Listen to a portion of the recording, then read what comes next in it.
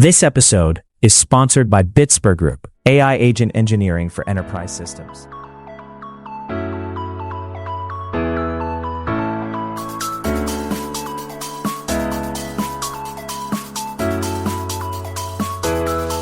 Bienvenido a Mentes Valientes, el podcast donde transformamos la psicología positiva en tu estrategia de alto desempeño y liderazgo. Soy José Martínez y cada episodio te voy a entregar un protocolo de acción basado en ciencia para que logres la vida plena que deseas, sin sacrificar tu éxito.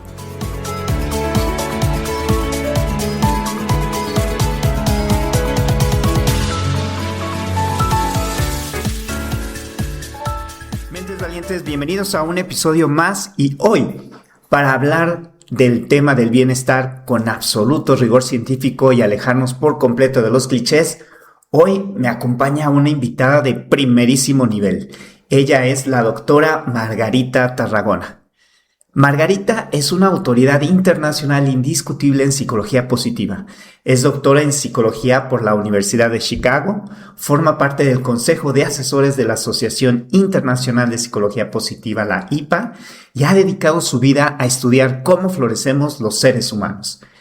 Es lo que en el ámbito académico más exigente se conoce como una pro-academic, una mente brillante que combina la investigación y la enseñanza rigurosa de la ciencia de la felicidad con la práctica real, cercana y humana, a través de la psicoterapia y el coaching. A través de su extensa trayectoria y su plataforma Positivamente, Margarita nos enseña a aplicar la ciencia para vivir mejor. Por eso, hoy no viene a darnos una estrategia corporativa, viene a darnos una estrategia de vida. Vamos a platicar sobre cómo dejar de pelear con nuestras debilidades para florecer desde nuestras fortalezas y cómo encontrar la alegría genuina en nuestro día a día. Prepárate para reescribir tu definición de éxito. Margarita, es un verdadero honor tenerte aquí en Mentes Valientes. Bienvenida. Muchísimas gracias. Muchas gracias por la invitación, José. La aprecio mucho. Gracias. Y bueno, pues vamos a comenzar, Margarita, pues platicando un poquito, o más bien un mucho, porque tú eres una gran experta en el tema que tiene que ver con algo que en este podcast hemos analizado mucho. Todas estas teorías de grandes maestros de la psicología positiva, como es Martin Seligman, como es Tal Ben-Shahar, como es, por supuesto, Csikszentmihalyi, que sé que con él directamente pudiste tener algún contacto en algún punto de tu vida. Y entonces me gustaría que empezáramos por decirle a mucha gente que todavía no entiende el concepto de psicología positiva. ¿Cuál sería la diferencia entre la psicología normal y la psicología positiva? Buena pregunta. Yo pienso que la psicología positiva es un movimiento dentro de la psicología, o sea, dentro de la psicología como ciencia, como disciplina. Hay diferentes áreas, ¿no? Y algunas estudian el desarrollo, otras estudian la manera en la que funciona nuestra cognición, otros estudian las organizaciones.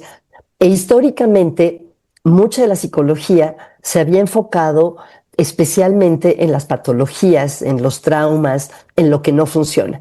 Entonces, la psicología positiva no es que sea una ciencia diferente, es un movimiento dentro de la disciplina psicológica que ha empezado a estudiar lo que funciona bien.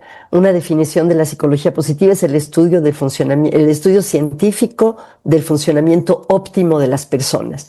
Sería como lo opuesto de la psicopatología, sería el florecer, la plenitud, el bienestar psicológico. No está peleado con la psicología clínica o la psicología que estudia las dificultades, sino que la complementa. Mencionabas al doctor Mihaly Csikszentmihalyi, de quien tuve la gran fortuna de ser alumna, y él y Seligman escribieron en el 2002, si no recuerdo mal, un artículo que ha sido muy importante, en el que escribían cómo creen que debería de ser la psicología, y hablaban de que querían que fuera una ciencia equilibrada. Claro que es muy importante todo lo que se ha estudiado durante muchas décadas, más de un siglo, sobre la depresión, la ansiedad, todos los problemas psicológicos, y además es importante conocer qué es lo que contribuye a que las personas que están bien estén bien y quieren estar mejor. Entonces, básicamente es un movimiento dentro de la psicología que usa las herramientas científicas de la misma para estudiar cuestiones que antes no se estudiaban tanto, ¿no? Como la felicidad, como las relaciones que perduran, como las emociones agradables, la esperanza, el asombro, como qué caracteriza las metas que sí se logran y las fortalezas de carácter que tú mencionabas. Entonces, ¿cómo podríamos a la gente darle ese mensaje de cómo poder utilizar sus fortalezas de manera que más que subsanar, aprovechemos y florezcamos? Mm. Bueno, el propio Seligman tiene una frase muy bonita en la que dice justamente esto, que él piensa que no hay que dedicarle demasiado tiempo a tratar de subsanar nuestras debilidades, sino que la mayor satisfacción viene de usar, conocer y aprovechar nuestras fortalezas. Entonces, creo que no quiere decir que no haya que fijarnos en lo que hacemos mal, claro que sí, pero se refiere a cómo construir sobre lo que son nuestros puntos fuertes, ¿no? Específicamente se refiere a qué aspectos de nuestra personalidad contribuyen a nuestro bienestar y al bienestar de los demás. Y hay una clasificación que tú conoces bien, que se llama la clasificación Vía de fortalezas de carácter, que nos da como un mapa de 24 fortalezas.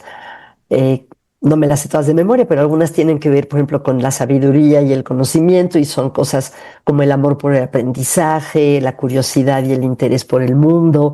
Otras tienen que ver con la valentía, como tu podcast Mentes Valientes, cosas como el coraje, la equidad.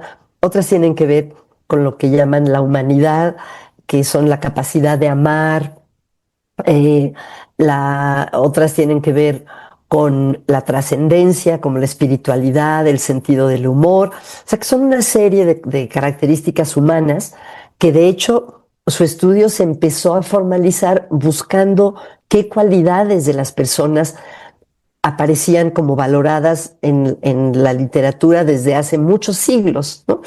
Y qué es lo que consistentemente en distintas culturas y en distintas épocas se considera que son cualidades valiosas de las personas, y a partir de ahí se empezó a hacer esta compilación. Desde entonces es algo muy bonito porque primero se obtuvieron esas características de una revisión muy exhaustiva de la literatura, desde textos religiosos, dramaturgia, novelas, libros de autoayuda, y ya se ha visto que usando métodos psicométricos o estadísticos, que efectivamente estas cualidades son las que la mayoría de la gente tiende a valorar y que se pueden distinguir unas de otras. Cuando descubrimos nuestras fortalezas, de alguna manera creo que esto nos permite a nosotros florecer de manera más, con más potencia, ¿no? Y en este Sí. caso, el estado de flow que tú conoces súper bien porque lo estudiaste y pues porque conoces al autor de este modelo, Csikszentmihalyi.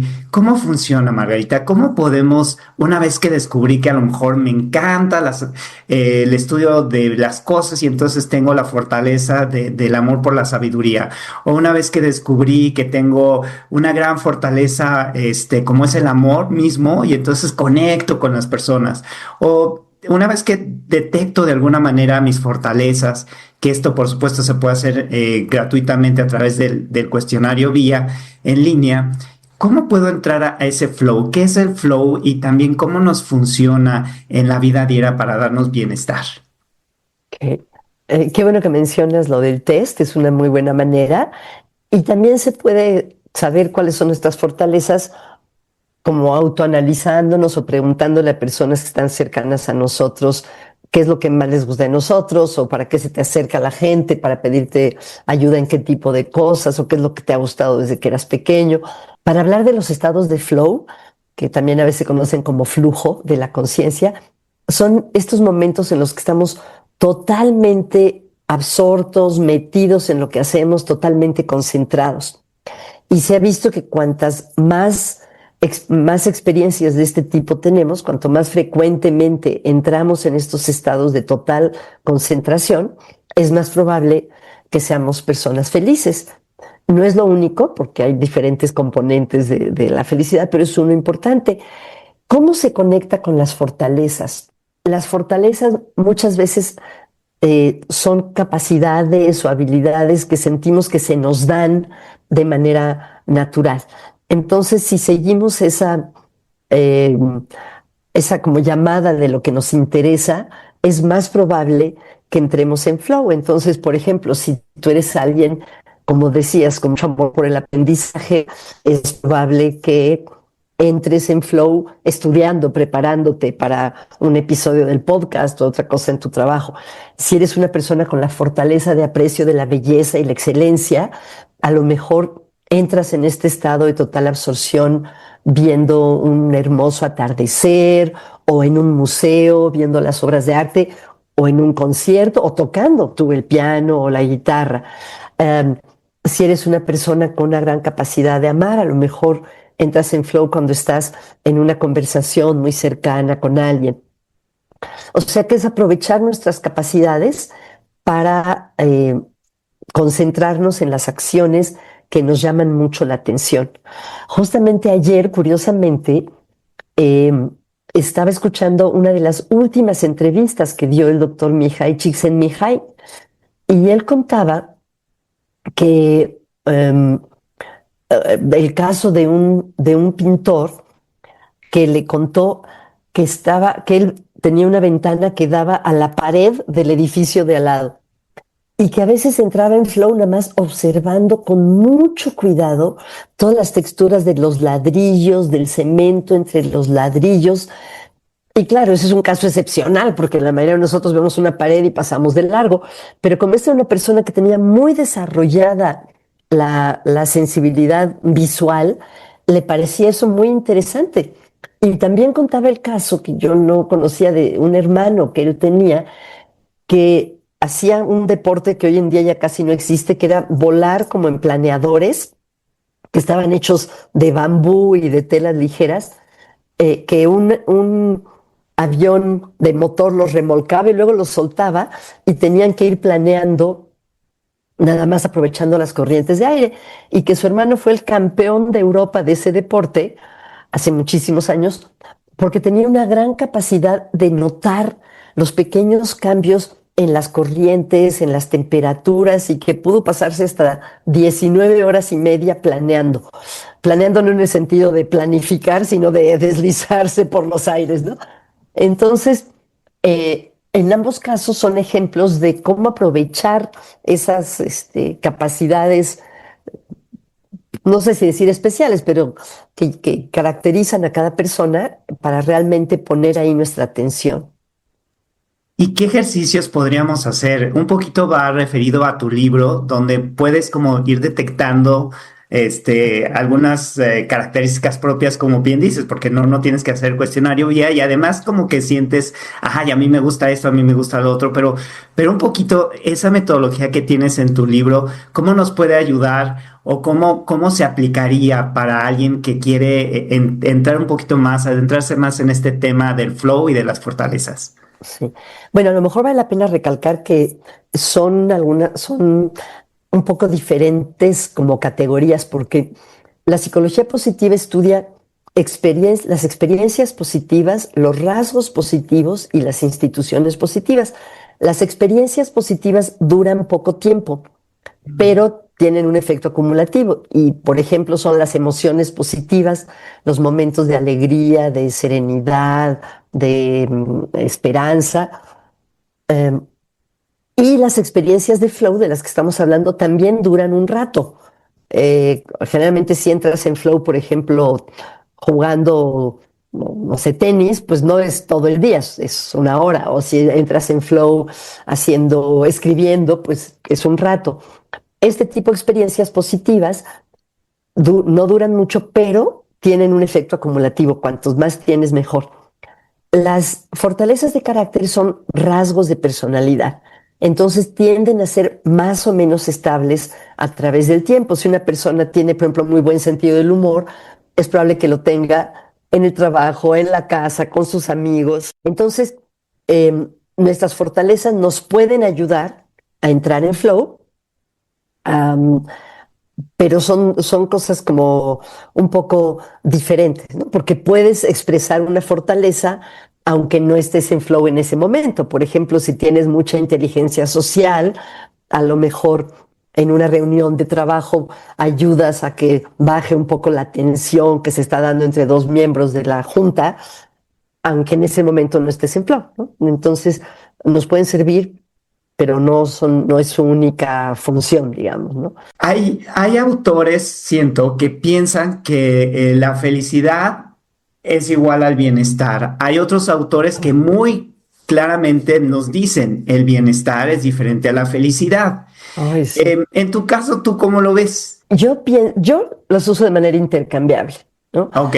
Creo que hay, pero hay, como bien dices, hay autores, por ejemplo, Martin Seligman, que escribió el famoso libro La felicidad auténtica, luego en su libro Florecer dijo que detestaba la palabra felicidad, que él pensaba que había que hablar de bienestar, porque la felicidad, él dice, es como si fuera una sola cosa y que se asocia con caritas sonrientes. En cambio, el bienestar no es una sola cosa, es un conjunto de componentes. Yo pienso que se pueden usar de manera intercambiable. eh, es que es una cuestión como tantas en la vida de el significado que le damos a las palabras. Si entiendes felicidad solo como estar alegre, como estar muy contento, pues entonces es algo muy limitado, porque no podemos estar toda la vida súper contentos. Siempre me acuerdo de un amigo de mis papás que decía que no se puede vivir dando un do de pecho, ¿no? O sea, no puedes estar todo el tiempo así en lo máximo. Eh, entonces, si entiendes así la felicidad, pues claro que no puedes estar así siempre.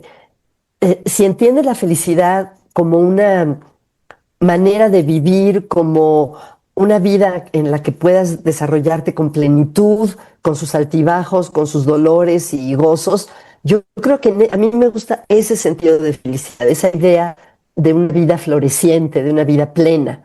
Eh, Csikszentmihalyi, porque tengo muy fresca la entrevista que te comentaba que ayer de casualidad me encontré, decía que es una especie de eh, postura ante la vida. Y de esa manera me gusta mucho y creo que es algo mucho más que nada más estar contento, ¿no? Algunas personas piensan que bienestar, la palabra bienestar, es más realista porque puedes estar bien en diferentes áreas de tu vida sin que necesariamente estés así súper alegre. Tú que tienes esta práctica con personas que te buscan y que saben que estás en el área de psicología positiva, ¿ellos qué buscan? ¿Buscan la Qué felicidad o interesante. buscan el bienestar? Bueno, uno no puede prometer nada, ni como terapeuta ni como coach, pero digamos que si Claro. la aspiración es la felicidad, a lo mejor es más difícil esa que el bienestar. Entonces, sé que me estoy contradiciendo, pero me pusiste a pensar. Um, a veces pienso, por ejemplo, en una boda, les deseo a los novios mucho bienestar, como que siento que se queda No. corto, ¿no? Que sean muy felices. Entonces, no lo sé. Yo creo que las personas, depende. Que en general las personas cuando vienen a terapias porque están pasando por un mal momento, porque están sufriendo, porque han intentado solucionar alguna situación y se sienten atoradas. Y en ese caso creo que, sí, que lo que primero quieren es eh, construir o descifrar cómo aliviar ese dolor y después pues estar mejor. En coaching, en teoría la gente llega porque está bien, pero quiere estar mejor. Ujú. Entonces, no sé si podría contestar en términos generales si quieren mayor bienestar o mayor felicidad. Chance, te diría que mayor bienestar. Y a veces creo que nos enfocamos mucho en buscarlo en cosas complicadas. Ujú. Creemos que necesitamos o meditar 2 horas diaria No, o ¿quién hacer tiene? 5 horas de ejercicio y además ser perfecto en el trabajo y además, y mucho de lo que he aprendido al ver tus conferencias y cuando estamos en las sesiones también que he aprendido en la Asociación de Psicología Positiva y escuchando todo esto, veo que son cosas que son más sencillas, que a veces los humanos nos vamos mucho por querer autoexigirnos demasiado, cuando la felicidad es más sencilla y es más innata a nosotros cuando nos dejamos llevar por ella. ¿Cómo ves esto? últimamente he leído muchas cosas críticas sobre esta cultura actual de la optimización, ¿no? Desde cómo hackear tu sistema nervioso y optimizar tu... Y sí se siente como una presión, ¿no? De que tienes que hacer tantas cosas para estar bien. Y, y creo que eso es un peligro y, pues, me preocupa, ¿no? Sobre todo para las generaciones más jóvenes, porque a mí ya me tocó en una etapa muy avanzada de mi vida, que a lo mejor digo, ay, me hubiera gustado saberlo y no lo hice, lástima, pero también por otro lado, que alivio no crecer con esa presión de estar bien en tantas áreas de la vida, ¿no? Efectivamente, muchas de los hallazgos de la psicología positiva y de las herramientas que se desarrollan parecen muy sencillos. Por ejemplo, cosas como cultivar la gratitud, como estar realmente presentes en el momento, como usar tus fortalezas de lo que hemos estado hablando. O sea que sí son cosas sencillas, pero a veces las cosas sencillas son las más profundas, ¿no? O sea, no por sencillas son superficiales. Y creo que eso es importante. Sí, sobre todo porque hay algún sector, digamos, de personas o de áreas o de profesiones quizás que piensan que a veces me preguntan, ¿y por qué estudias la felicidad? O sea, ¿para qué estudias lo positivo? O sea, ¿cuál es Ujú, como y como por qué tienen que estudiar eso, ¿no? ¿Y ajá, en qué lo basan? Y ajá, bueno, sabemos que, bueno, hay muchos papers, hay muchas investigaciones, pero la gente a veces piensa que estudiar la felicidad no tiene un valor tan, o les llama la atención o no lo entienden. Y creo que eso también es interesante analizarlo, ¿no? Porque creo que hoy, pues una de las cosas que más nos debería de llamar la atención, y lo creo firmemente, es que la salud mental se volverá uno de los temas más importantes en este proceso en el cual estamos utilizando inteligencia artificial, estamos utilizando muchísima tecnología. De hecho, también si nos platicas un poco cómo se siente de alguna manera en estos estudios que se hacen de felicidad a nivel mundial y cómo Estados Unidos viene cayendo y de repente se siente que es porque los adolescentes de por allá están utilizando mucho las redes sociales.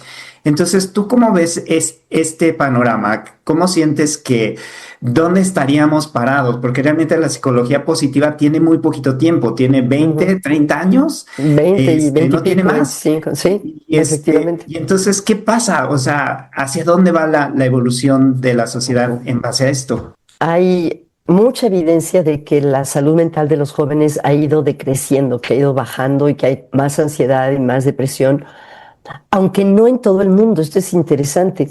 El World Happiness Report de este año, o el reporte mundial de la felicidad, se centró en las redes sociales y el bienestar y encontraron que, por ejemplo, en los países de habla inglesa y sobre todo en Estados Unidos, Canadá, Australia, Nueva Zelanda, es donde más ha decaído la salud mental de los jóvenes y también, perdón, la evaluación de la vida.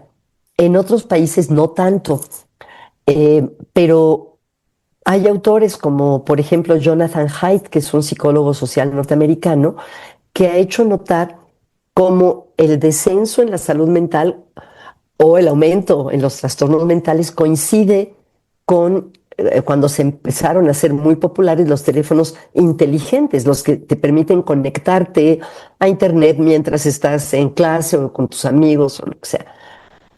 Otra de las cosas que se encontró en este reporte mundial de felicidad es que no todas las redes sociales son iguales, que hay algunas, las que tienden a facilitar la conexión con otros, parece que no se correlacionan con efectos negativos, en algunos casos hasta al contrario, y hablan de WhatsApp y de Facebook.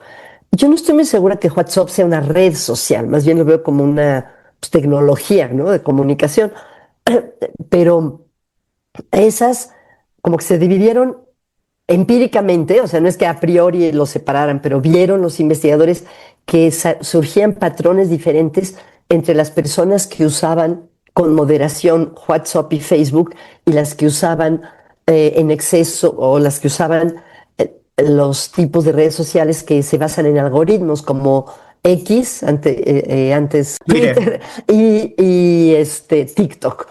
Los que usan más o con mucha intensidad TikTok y X tienen menor bienestar o peores evaluaciones de la vida Wow. que los que usan más las redes que conectan a las personas.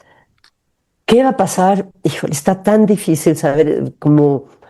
Yo creo que ahora más que nunca la tecnología va desarrollándose a un ritmo muchísimo más rápido que las investigaciones y que la legislación al respecto. Entonces, hay mucho debate si se debe, por ejemplo, de controlar el acceso de los jóvenes, de los niños y jóvenes a los teléfonos inteligentes y a las redes sociales.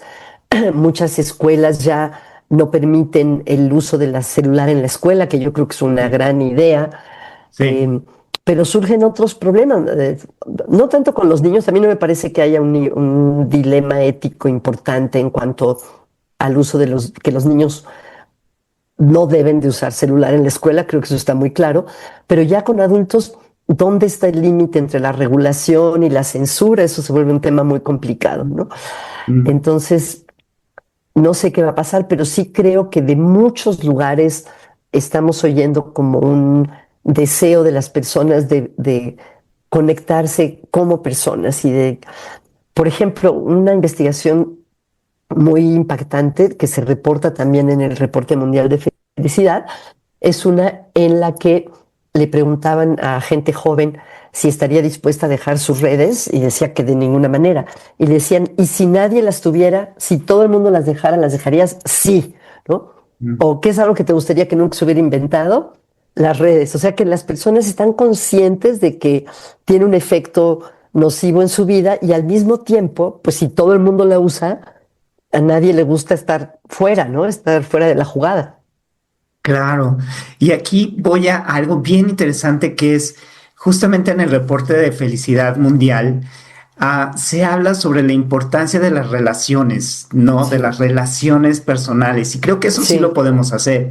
Es sí, algo que está a la mano de cada uno de nosotros. O sea, no claro. necesitamos ni un celular, ni ningún device, nada que nos... Nada, No hay nada que nos impida tener unas buenas relaciones y que sí, esto también incide un poquito en los países latinos, que somos como más mucho. cálidos, como mucho más acercados a nuestros familiares.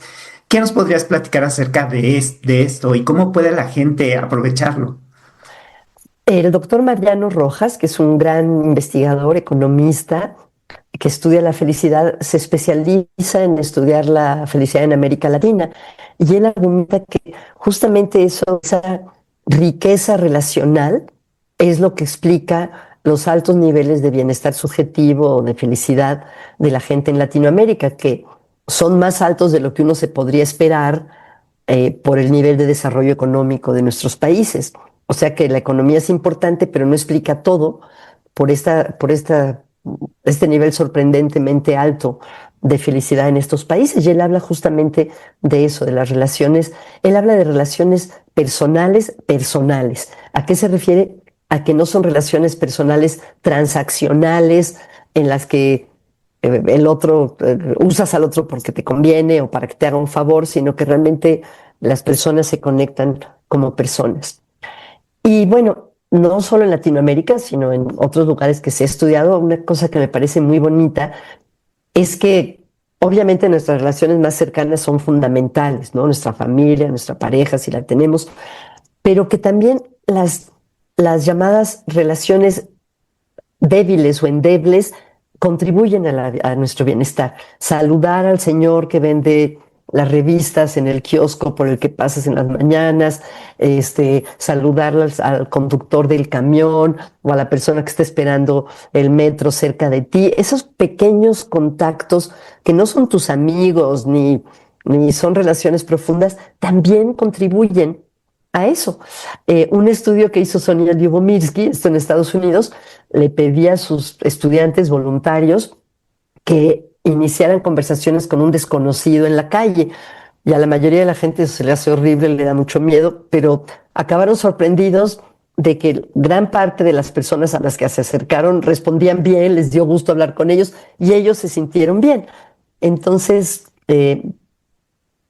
en conclusión, tanto las relaciones fundamentales de nuestra vida, nuestra red de apoyo de verdad, las personas con las que podemos contar cuando realmente las necesitamos son fundamentales. Y también yo lo veo como que los ingredientes fundamentales son estas relaciones cercanas, duraderas, pero las especias de la receta, las que le dan también saborcito, son esas pequeñas interacciones, ¿no? Con Ah, gente qué que no padre. conocemos tan bien. Eso me encanta. ¿Y cómo podríamos nosotros convertirnos en este sazonador de la felicidad? O sea, porque a veces Sí. pensamos que tenemos que esperar de los demás esto, Ajá. ¿no? Sí, Que nos traten bien, que nos sonrían, que nos saluden, que sí, sí. yo siento que sí es muy importante. Creo que este estudio está padrísimo. Pero ¿cómo podríamos nosotros también convertirnos en esa salecita que le da más sabor? Pues hacerlo nosotros, ¿no? Que no nos dé miedo dentro de lo socialmente apropiado, ¿no? Pero saludar, sonreír, preguntar. Algo que me parece importante es que a veces, por ejemplo, no sé, hay una amiga que hace mucho que no estoy en contacto con ella. Y quiero estar en contacto, pero ya me da pena porque ha pasado mucho tiempo. Eh, y eso también se investiga. De hecho, hicieron un estudio en el que le preguntaban a las personas que no habían estado en contacto con una amistad hacía mucho, cómo creían que iba a reaccionar dicha amistad. Y efectivamente establecieron el contacto y luego le preguntaron a los que recibieron la llamada o el mensaje cómo fue para ellos recibirlo, y la mayoría dijeron que les había dado mucho gusto, mucho más de lo que el otro se había imaginado. O sea que en general la mayoría de las personas, nuestros conocidos, nuestros amigos, aprecian que los contactemos, aunque ya haga tiempo de que no lo hayamos hecho. Ay, eso está súper padre. Así es que yo creo que hoy me voy a programar para hablarle a un par de amigos por ahí que no han Exacto, aunque haga tiempo que hablado, no lo haces, ¿no? ¿no? Y poder entrar en este Eh, contacto. Bien importante también tú cómo te sientes en tu interior. Y exacto. para esto me gustaría platicar un poquito acerca de esto que tú has manejado, que es esta combinación que tienes de la psicología positiva con la psicología narrativa. ¿De qué Mm. se trata y cómo impacta en mí esta narración de mí que Ujú. tengo? La psicología narrativa es una parte de la psicología que estudia cómo organizamos nuestra experiencia como si fuera una historia o muchas historias o narraciones. Que las personas no vivimos nuestra vida como eventos desconectados, sino que los organizamos como historias y así los entendemos. Y que nuestras historias de vida van formando nuestra manera de vernos a nosotros mismos, nuestra identidad. Y uno de los principios, cuando esto se aplica en la terapia o en el coaching o en la vida, es que tenemos cierto poder sobre qué escogemos para integrar a nuestra historia. No Mm, podemos integrar absolutamente todo lo que nos pasó, mm, pero sí podemos, dentro de todo, creo que hay personas que viven tragedias horribles, que es muy difícil resignificar, pero ujú, en general en la vida cotidiana podemos darle más peso a ciertas cosas que a otras. Y ujú, entonces, por ejemplo, ¿y cómo afecta la identidad?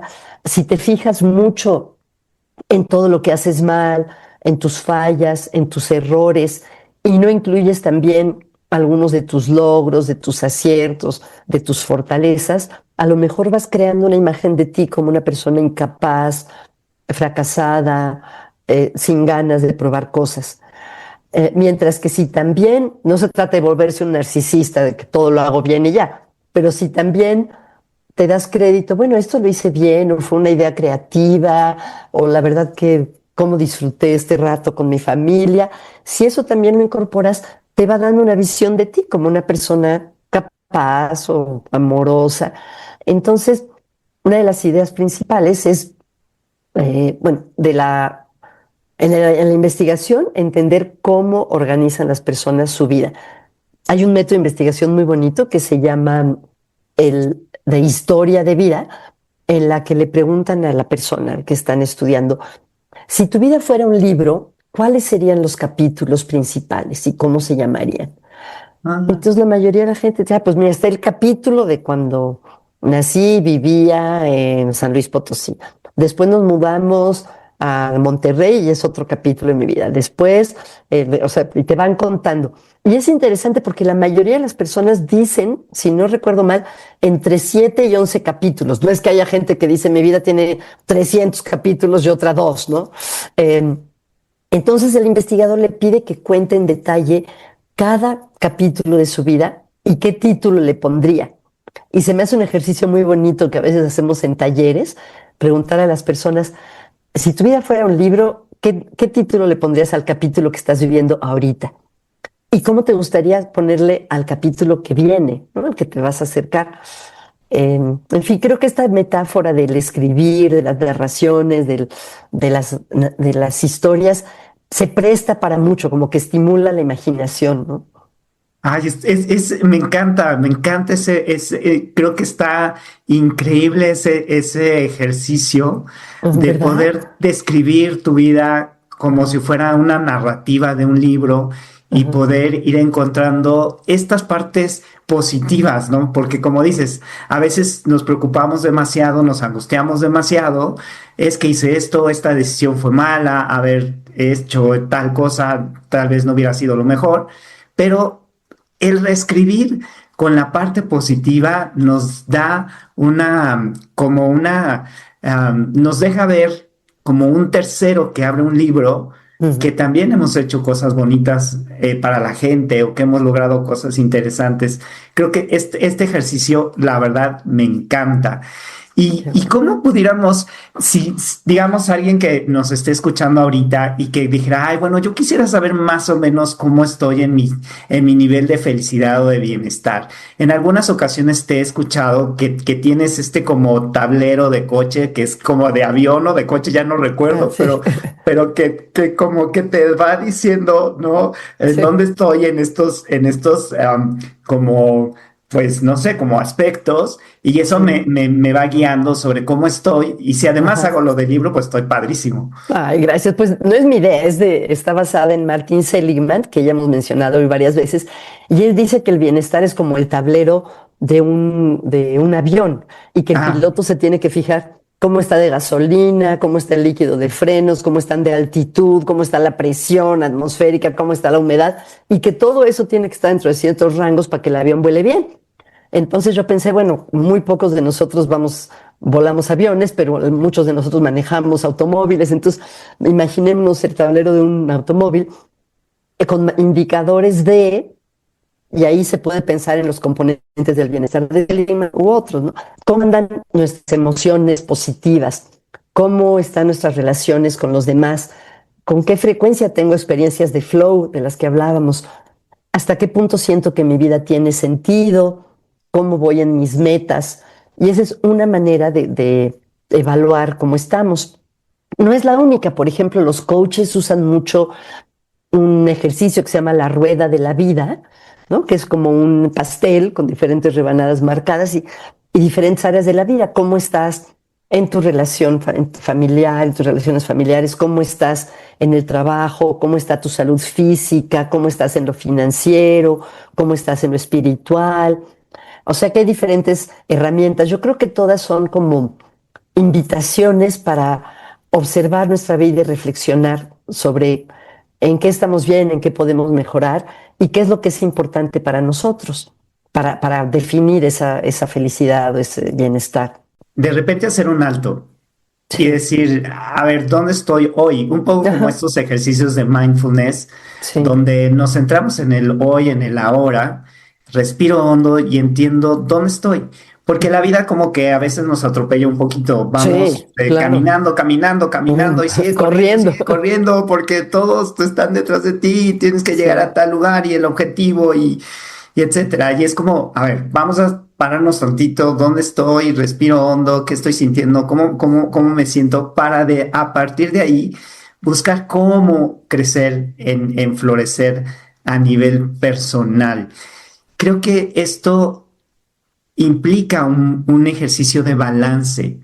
Ujú. Eh, y yo quisiera que tú nos platicaras de tu experiencia propia. Tú que, por ejemplo, das clases en el ITAM, estás en la asociación, estás como conferencista en uno o dos o tres congresos. De hecho, te veo que vas a estar ahorita muy pronto en uno, y siempre estás a lo mejor coordinando alguna cosa adicional.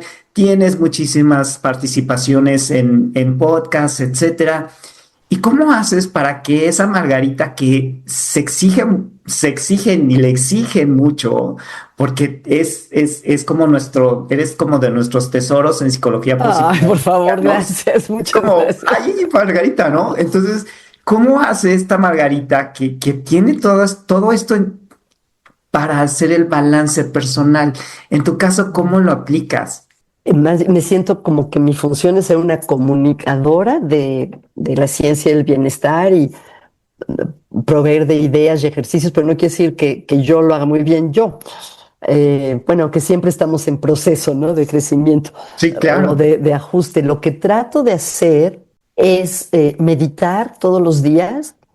Trato de pasar tiempo, por ejemplo, aprovechando las tecnologías, hay muchas apps de metas diarias y entre mis metas lo que trato de hacer todos los días, que no siempre puedo, es meditar, leer, hacer ejercicio y contactar a un amigo o amiga todos los días. Wow. Este, pero no siempre lo cumplo, no crees que está todos los días, pero trato, eso como que me recuerda, ¿no? Bueno, y para mí es muy importante estar en contacto con mis hijos, eso sí, todos los días, a lo mejor ellos ya están hartos, pero todos los días les hablo, todos los días estoy en contacto, o casi todos los días, con mis hermanas, con mi mamá, con gente querida. Creo que cada vez es más difícil. Yo no sé cómo era la vida para mi papá, o sea, porque nunca hablé con él de eso, pero yo recuerdo cuando era niña, pues mi papá venía a comer a la casa, luego se regresaba a trabajar y Ujú. llegaba en la noche, ya no lo veíamos mucho porque nos íbamos a dormir las niñas, pero tengo la sensación que esa generación se acababa el trabajo cuando salían de la oficina y pues se desconectaban hasta la mañana siguiente. Nosotros y nuestros hijos todavía más, ya no hay ese límite entre el trabajo y la vida personal, ¿no? Porque Ujú. todo el tiempo puedes estar Ujú. alerta, todo el tiempo contestando. Entonces creo que tenemos que aprender nosotros a poner límites, de ya no contesto correos después de las 7 de la noche. Bueno, además que no soy neurocirujana o médica de emergencias, ¿no? Me puedo dar ese lujo. Creo que en algunos países incluso se ha regulado que tu jefe no te puede mandar mensajes de trabajo en horas fuera de trabajo. Sí, de hecho, por ejemplo, en Francia está de alguna manera mal visto y es una práctica no correcta Ujú. mandar un correo o un mensaje a tu celular de trabajo si la Sí. empresa te proveyó el dispositivo Ajá. en fin de semana, por ejemplo, o en Sí. horarios no laborables. Ajá. Y eso como que permite que tú tengas tu vida personal de una manera Sí. fluida, mucho más, digamos, como más para ti, ¿no? Sí. Aunque aquí en México, pues sabemos que los que trabajan, por ejemplo, en gobierno o las personas que están en Híjole. puestos muy altos, generalmente, pues sí le dedican o le dedicamos mucho tiempo. Muchísimas horas. Sí. Yo recientemente trabajaba sábados y domingos ¿A y poco? iba sábados y domingos 2, 3 horas, 4 horas Bárbaro. en fin de semana adicionales a mi trabajo normal.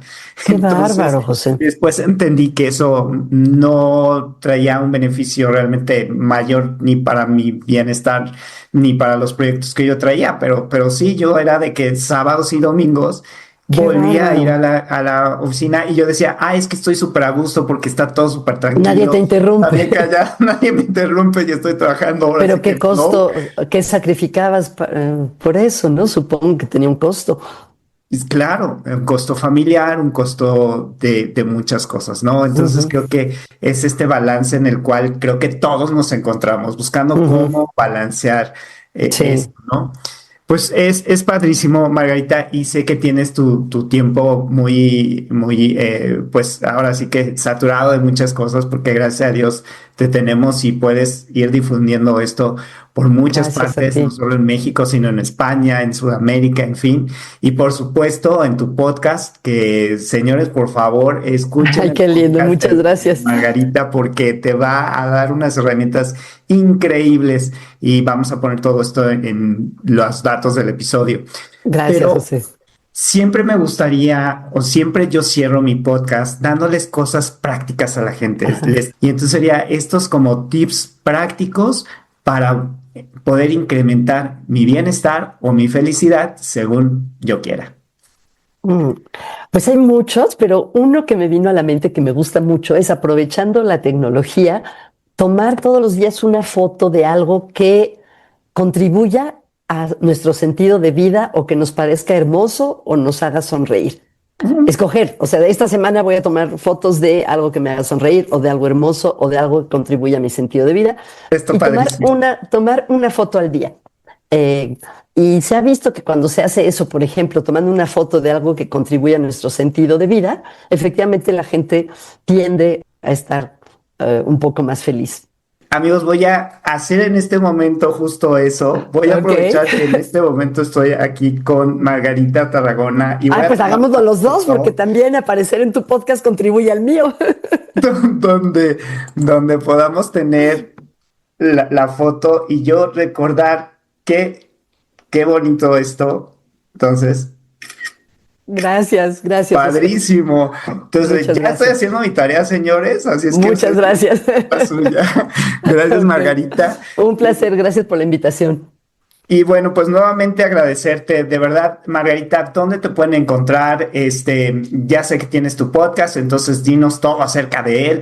También estás muy activa en Instagram, y bueno, por supuesto, tienes muchos foros donde tú estás presente. Entonces, a mí me gustaría que de verdad la gente que esté interesada en psicología positiva no pierda los pasos de Margarita Tarragona, porque ella nos va guiando, nos va dando muchas cosas, muchas herramientas padrísimas en nuestro día a día.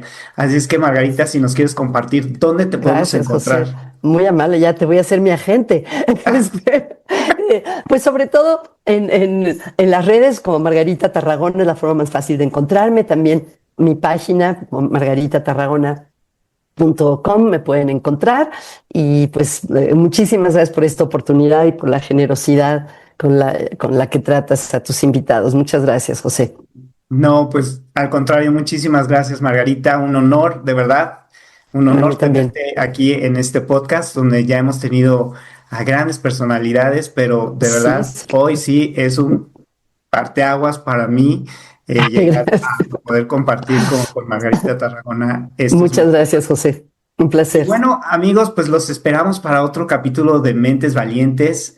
Vamos a seguir aportándoles a través de la psicología positiva herramientas para que ustedes puedan estar más felices, puedan tener este desarrollo, este bienestar del cual hablamos hoy. Y bueno, pues que sigan también teniendo herramientas para su liderazgo, que sé que es difícil a veces cuando los números están encima de nosotros, cuando el comité directivo está encima de nosotros y cuando tenemos también un staff que cuidar y querer para que seamos productivos para este bello país que es México.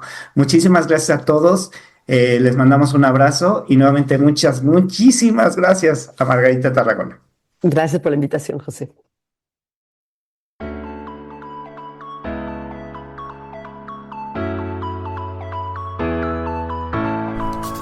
Gracias por escuchar Mentes Valientes, el espacio donde desmantelamos los mitos del bienestar y te entregamos la psicología positiva comprobada como una estrategia de alto desempeño. Si buscas una metodología probada para dominar tu mente y tus resultados, has llegado al lugar correcto.